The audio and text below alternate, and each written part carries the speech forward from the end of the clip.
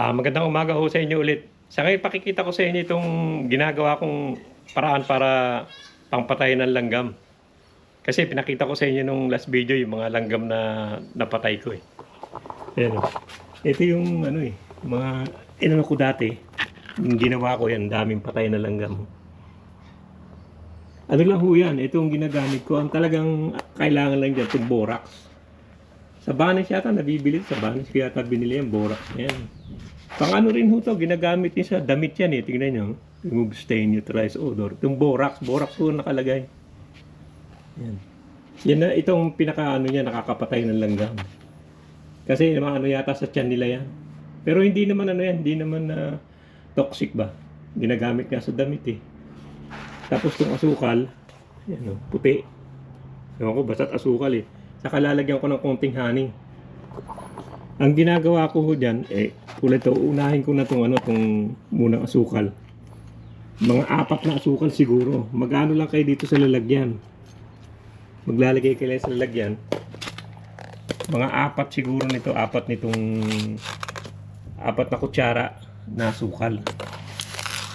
Madami na yan. 4, 2, 3, 4, kahit 4 o 5. 4 lang pwede na yan. Tapos isa lang nitong borax. Yung borax yan. Isang kutsara lang. Hindi naman lason yan eh. Isa lang yan ang kailangan. Matagal na itong borax na to eh. Yan ang laging ginagamit ko pag may ano eh. Pati sa labas. Yan, isa lang. Pwede na yan. Yan. Asukal. 4 na asukal. Isang borax. Tapos konti nitong honey.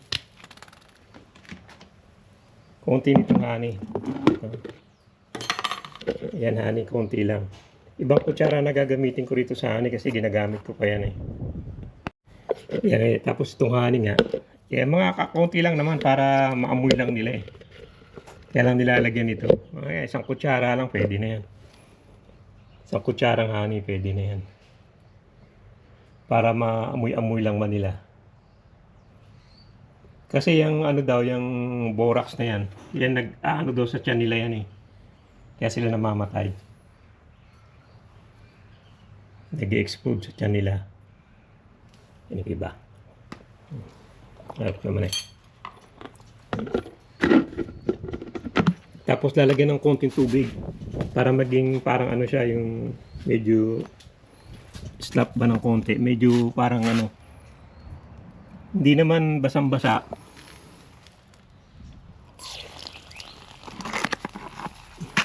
Yan, tubig. Yan. Teka, lagyan natin tubig. Tama na siguro yan.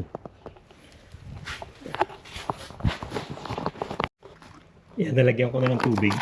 Basta pa medyo malapot lang siya, ganyan. Ano yun lang yung asukal ng konti, saka maghalo yung borax.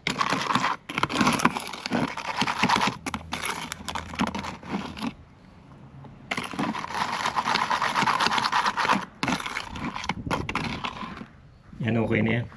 Ganyan yung ginawa ko, ganyan yung ginagawa ko. Tapos nilalagay ko dito sa sa medyo shallow na na lalagyan. Gasan ko muna to, tapos lalagay ko dito. Yan, nalinis ko na itong lalagyan dati. Tapos diyan ko lang nilalagay yan eh. Inaano ko lang ganyan ginaganyan ko lang yan. Yan, pwede na yan. Yan pwede rin naman, lalagay ko lang kung saan may langgam. Tapos nilalagay ko to kung saan may langgam. Kasi dito sa garden, maraming langgam dito eh. Kaya doon ko nilalagay.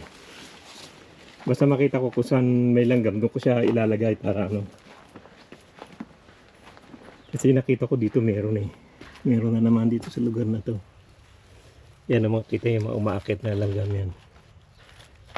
Yan o. Yung mga langgam yan o. Diyan ko lang siya ilalagay sa tabi niyan. Mamaya makikita na nila yan eh. Kakainin na nila yan. Tapos dyan na sila mamatay. Katulad yung pinakita ko sa inyo. Yan lang. Yan ginagamit ko rin ho yan sa labas. Dito sa labas. Saka dito sa garden. Sa loob ng bahay wala naman langgam eh. Kaya yan ang ginagamit ko. Yan lang ho, basta tandaan nyo lang itong asukal, mga 4-5 asukal, isang borax, tapos konting honey. Yan lang ho, yan lang 3 na yan. Ang pangpapatay talaga ng langgam. Yan, yung 3 na yan. Yan lang ho, hindi na kayo mamumblema sa langgam. Dati problema din ako sa langgam kahit sa Pilipinas. Pero nakita ko yun ang pinakamagandang pamatay sa kanila. Yung borax, asukal, sa honey. Ayan o, sige o, hanggang dito lang at pinakita ko lang sa inyo kung paano ko magpatay ng langgam at subukan nyo rin, okay naman. Ako nasubukan ko, talagang okay siya eh. Kaya siya mag-i-spray ka sa ako ano-ano pa eh. Ito mabisa talaga. Pero bibili kayo sa Banis siya. Sa Banis ko yata nabili to. Itong borax na to. Yan o, sige o, maraming salamat sa panonood at maraming salamat, thank you. Yung borax lang yan, katapat ng langgam.